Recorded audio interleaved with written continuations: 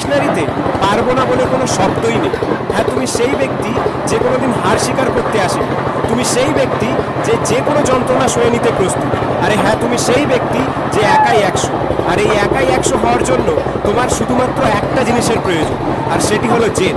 আর এই জেদ তোমাকে এমন জায়গায় পৌঁছে দেবে যেটা তুমি কোনোদিন স্বপ্নেও কল্পনা করো। তোমাকে এই কঠিন পরিস্থিতির মধ্যে ফেলা হচ্ছে তোমাকে শক্তিশালী বানানোর জন্য, তোমাকে মজবুত বানানোর জন্য, তোমাকে সাহসী বানানোর জন্য।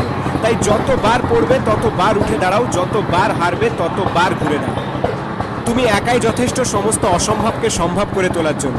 শুধু একবার বলো আমি পারবো। তাই যতই কঠিন হোক, যতই বিপদ আসুক না কেন, আমি পারবো। আর যখন তুমি এরকম কঠিন কাজকে সম্ভব করে তুলতে পারবে, তখন তোমার কাছে আর কোনো কিছু অসম্ভব বলে মনে হবে না। তখন তোমার মনে হবে আমি এটা পারবো, আমি ওটা পারবো, হ্যাঁ আমি সব পারবো। সত্যি তুমি সব পারবে, সব। শুধু নিজের জেদ আর আত্মবিশ্বাসটাকে ঠিক রাখো, নিজের লক্ষ্যকে